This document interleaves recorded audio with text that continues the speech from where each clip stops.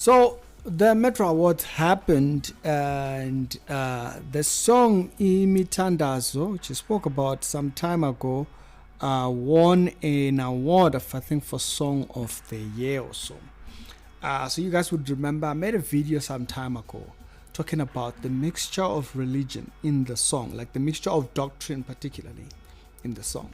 It's a very big aspect of what I talk about. Contrary, I speak about, let's not do that. Don't have that. Don't do that because it leaves confusion more than clarity. And I illustrated how, and I spoke about the elements inside the song and everything.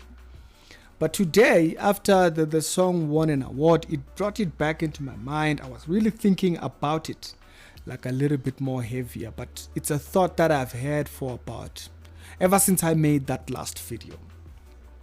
And so I wanted to talk about the why factor of why I make videos about topics like that. It's not that we hate the song. When we say, there's a mixture of doctrine or of beliefs in the song, we are illustrating something that is spiritually discerned. When you are looking at it, you're like, this is beautiful work, but it has costs to it. Now, the Bible does talk about people that go to war and don't understand position in war. Is it not clear how one fights in a spiritual war? Now, that's what I want to talk about in this thingy. After the song won an award, congratulations to the guys. It's great stuff. We're very talented people out here, okay? So I want to talk about lyrics that come from the songs and what people don't realize about what we are saying. Because some people take it as we hate this music or we hate the songs. But you are the problem because you are not listening. You're not listening. Now, I want to illustrate that here by just displaying what I mean when I say it comes with a cost. It has a price. Okay, it has a price. And we don't just get to do as we see fit. And I want to first give an example with a few. Okay, I want to just give a few examples. I want to give one example in particular before we go on to talking about the Imithandazo song that won an award. So the first song I want to talk about, I'll talk about two songs in particular that talk about this particular element right here. Human excellence opposed to ignorance. When a song speaks to human excellence, when the lyrics of a song drive towards excellency of human thriving, okay, the devil is not going to be happy with that. Just get it straight. Now, you might be doing a nice song, it's great, yeah, but then the devil is not going to be happy with that, with a song that has an element that drives towards human excellence. Now, yes, we know that majority will hear that and then they'll drive towards unbelief or other forms of belief systems. We know that. But let me show you this with this song first. There's a song called by Lindo Anda called Egoli. When you hear the song, you'll realize what I am talking about. It's exactly this thing. It's exactly this theme idea. If you go back and you listen to that song, they're striving for human excellence. The song literally starts, if you actually go back into the lyrics there, uNkulunkulu muhle njalo, God being good all the time. So you might actually put it like that within thingy. The song has already set a tone. Okay? Now, Java might believe something else. But then either ways, when you hear it, you interpret it towards, uzongipha amandla. So God will give me strength. And then the song literally just goes on talking about, I'm going to the city, and what I'm going to do when I get to the city, I'm going to work hard, conscious that I have people that are dependent on me. responsibility. One is taking responsibility to say, I'm going to thrive because I know that there is this. Now, I speak about this particular song because for me, this song was that exactly. The song was my, we'll get there, we'll get there. We'll find stability. That's what that song was. It was a prayer. It's a prayer and a way of focus. My goal is that. You go listen to the song and listen to the lyrics and you hear how the song comes off. And then, before you know it, right? Before you know it, after the song comes out, a song that thrives, that actually speaks to human thriving and excellency and stuff.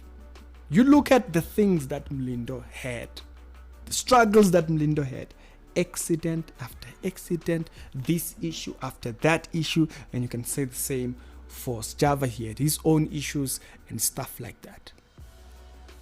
Because they spoke to this particular element.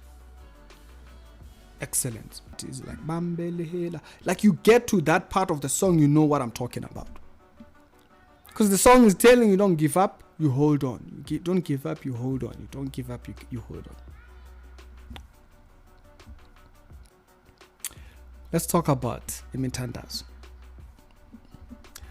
If you listen to Imithandazo, though in the subject matter of doctrine, when you listen when you watch the video, the song is just a mixture of all these things. But remember, this song might reach a young person who's in struggle mode and things are literally over them. They feel like they're in over their head. Listen to what the song, particularly Stunna's part. When you listen to Stunna's part, the man speaks poetry to the dot. Kukhalwa isikhalo seka Nandi isililo. This man is literally going to take you through the route. He's gonna storytell a prayer. He's storytelling a prayer. And what is that prayer? Liokhala nini kilongo, there's this difficulty and weight that one faces. When does it longer color? Because it's heavy out here.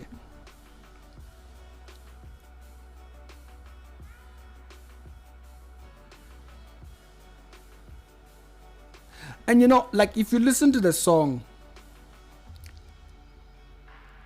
ngoba sikhala kunzima kunjani ngomso. Like, how does it look? This is the prayer. Like, he's storytelling, like, this portion of prayer, like, and I'm not even talking about like the things that the other guys say. That there's the Changani guy that comes in there right before. When you are in that struggle, this song is for you. When you have that portion of thriving and doing something, this song is literally written for you. So you see, when you bring people to that portion where they have a prayer towards God, the devil is not going to be happy with that. And so we cannot walk ignorantly towards that. And so when you see that portion of the song, Basulan, I say that because I think I found that portion. It's right here. This part here, lengoma, ngeyakho, ngibhalele wena, the way he says that. I'm not a singing person. I'm a preacher man. We know our gifts. When we get to that portion where we thrive for human excellence, not ignorance. Partying, we're throwing money, that's human ignorance. But then when a song thrives to push people towards focus and push people towards God, the devil is not going to be happy with that. So we continue to pray for them because we know once they do so, a lot of them, they do this, it's just music.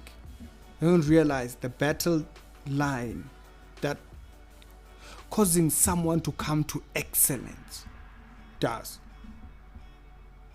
The preachers are aware of it, your preacher mans are aware of it. But then when these musicians write songs like this, they don't think about that. They just, hey, Ashaya, Antoine, hey, Ashaya, I'm funny, it pushes them as well. Right? Yeah, they can feel that this is a song that they write literally from. Yeah. But then what does it look like? You look at people like DMX.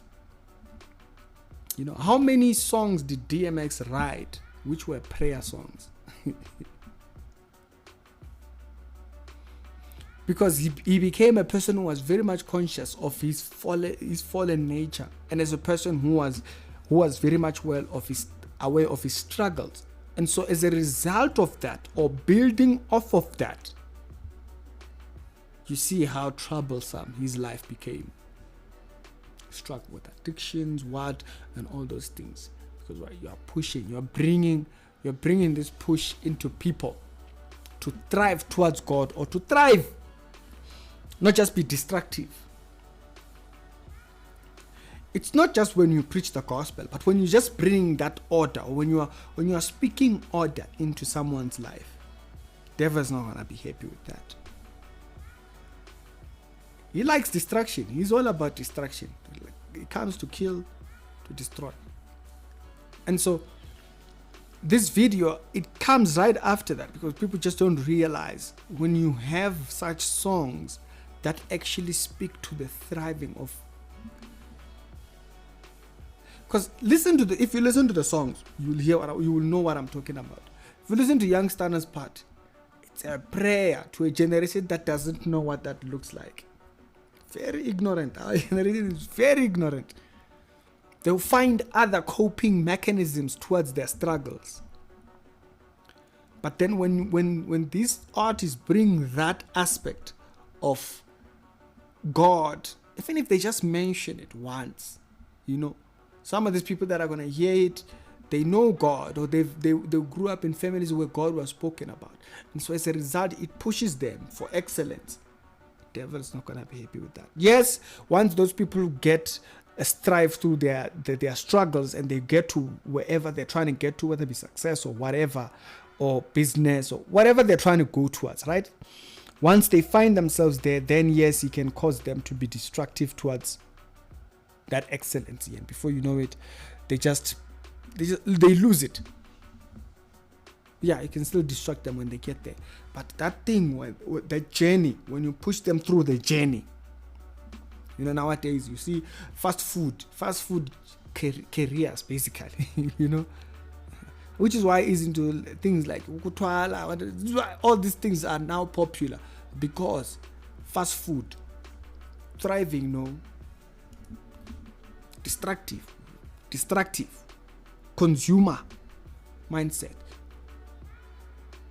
That's the concern, that they are not aware that when you do that, or when you take that particular portion and you drive the human heart towards God, even though you don't believe it, you just believe it like there's God, it's people like that there's God, but you can't sit and talk about God like an hour. It annoys you when we talk about God. You must know yourself. So when you're a person like that, you expose yourself to that danger that the devil does not like. But it's contrary to what young Stunna says in his song, like Satan took tail. No, he doesn't sugen. He stands in the way. He doesn't get angry and get off. He stands right in the way. That's the thing we're addressing. That's the thing that they might not be aware of, that when you push for human excellence, the devil does not like that. That's the barrier line that you draw, because now you cause them to. That song, the song that I'm talking about of Lindo Anda, it was that for me. Very powerful song. The lyrics are very heavy there. When I would be walking from from the library where there was internet or wherever. I remember I used to get internet. I used to stay in the south, like an hour, 30 minutes walk. And I would get Wi-Fi. I didn't know of other places, but there was a place with very strong Wi-Fi in Braamfontein. So as a matter of fact, there is a video on the channel where I'm talking about, what's that church? Revelation Church. If you go back and you watch that video, you will see me at that place. I don't know if is it still on this channel? Oh man, it was on the old channel. I don't know if I did re-upload the video, but you will see if you can find that video. If that video is still on the channel. Yeah, I didn't do one video. I think I had 2, 3, 4 videos or something. Yeah, there's a video that I made when I'm at Revelation Church.